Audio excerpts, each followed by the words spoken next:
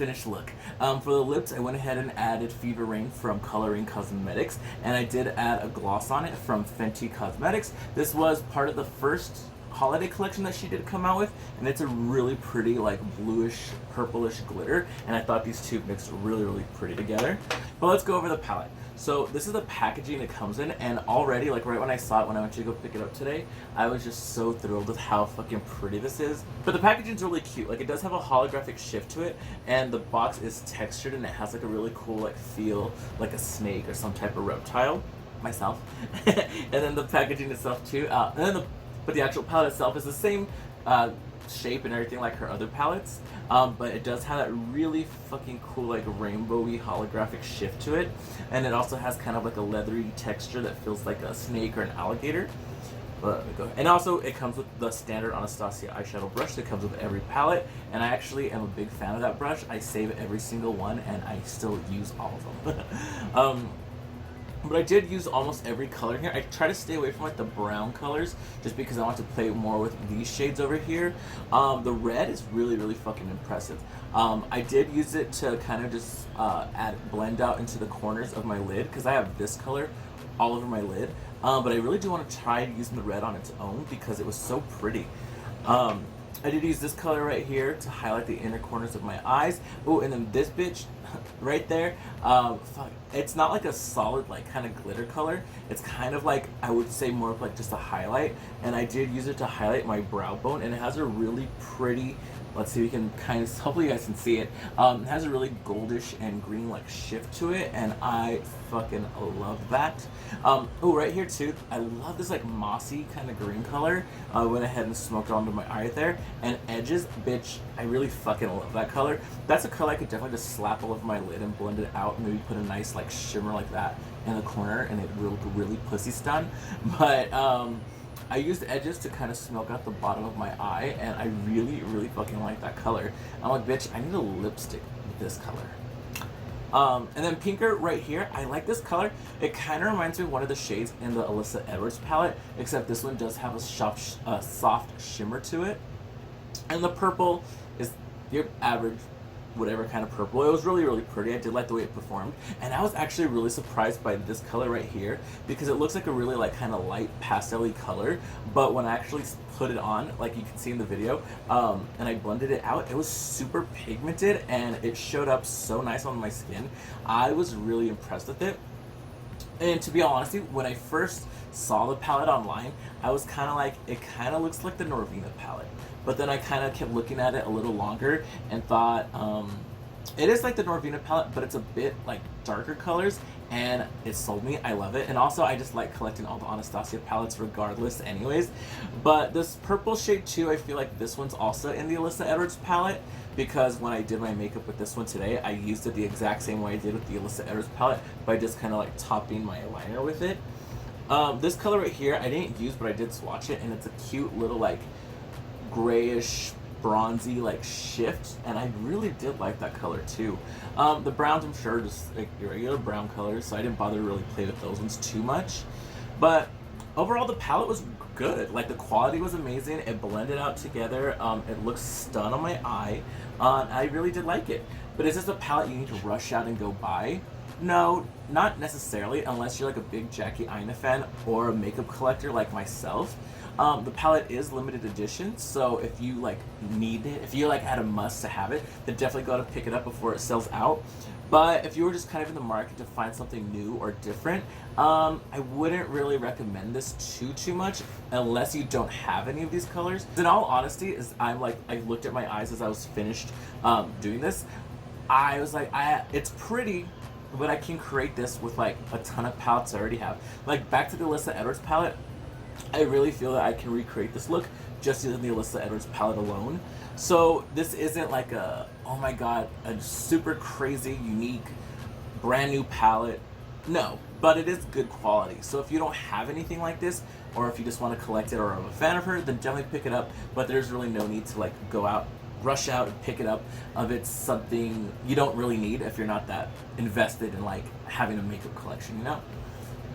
Well, anyways, that's my thought on the palette. I also wanted to take a time and say thank you to all my new subscribers out here. I recently did a video, if you haven't checked it out, I created a spooky makeup tag, and I got to collaborate with Teresa is Dead, so I know a lot of you have come over from her channel and hopped on over here, so I just want to say thank you guys and welcome to the Krueger family. If you haven't checked that out, it's my video right before. I'll probably put the link down below so you can go check that out. It was really fun, just kind of like coming up with horror movie questions and then seeing Teresa do it because I was so like excited to see like what other people who like love horror, I wanted to see like what their thoughts were on certain things or what things that they loved, and it was a really fun tag. So I'll also in that video I have all the questions linked down below. If anyone else wants to do like the spooky makeup tag, definitely tag me because I'd love to see what you guys answer in that as well. But anyways, I've been thinking ever since like that, I've been thinking about all these like little like horror story things and like just crazy shit that's happened to me and my friends. A couple of years ago, I actually used to work in a hospital, and I would stop by patients' rooms and make patient visits. So it was a tiny unit, and you actually needed your key card to get in and out of there because sometimes the patients in there would wander off. So I'm not sure if it was like a psych ward or what. No, because they actually had a psych ward upstairs that was like maximum security, yet someone also escaped from that, but that's a whole nother story. But yeah, that unit wasn't always open. I guess because it might have had people who had Alzheimer's or whatever, so they would kind of like wander off, so you needed the key card so you couldn't open the door unless you had it.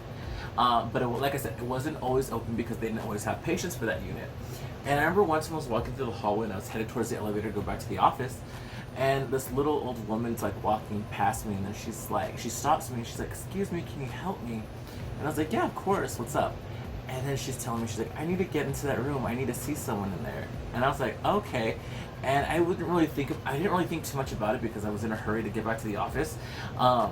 So I scanned my key card to open the door for her, and I pushed open the door and let her walk in. And the door closed behind her. I got in the elevator and I went up to my office.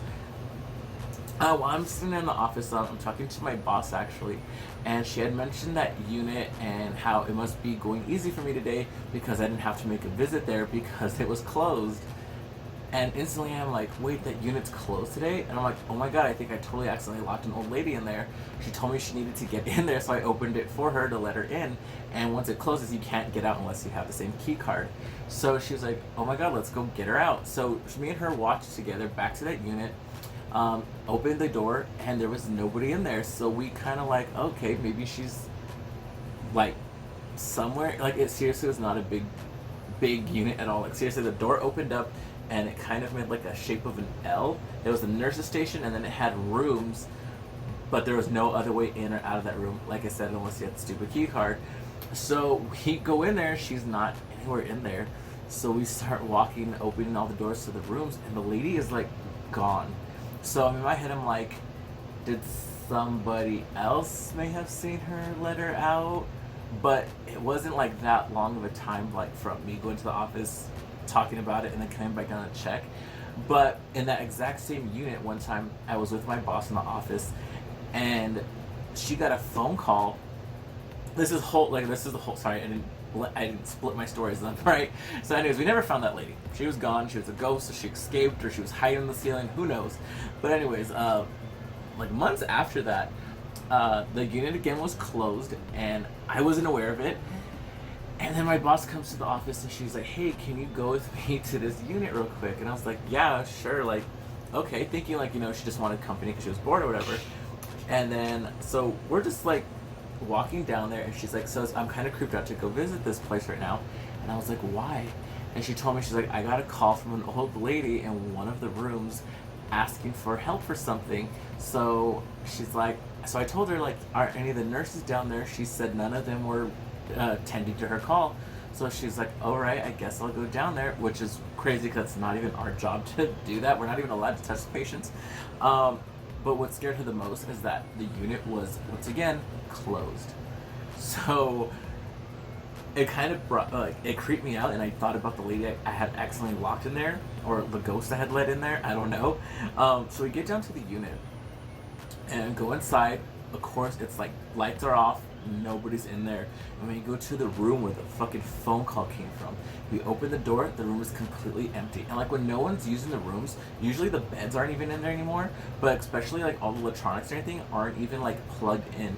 And we look, and the phone has the cord wrapped around it, and it's hanging in the baskets on the wall. So we're like, oh shit. Ooh, I got chills thinking about that again. It creeped me out.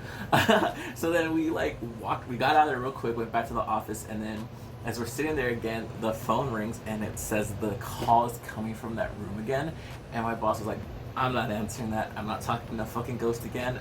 I'm like, she was fucking done. I was real like, let me answer the phone. But she's like, no, fuck that. She's like, we're not answering.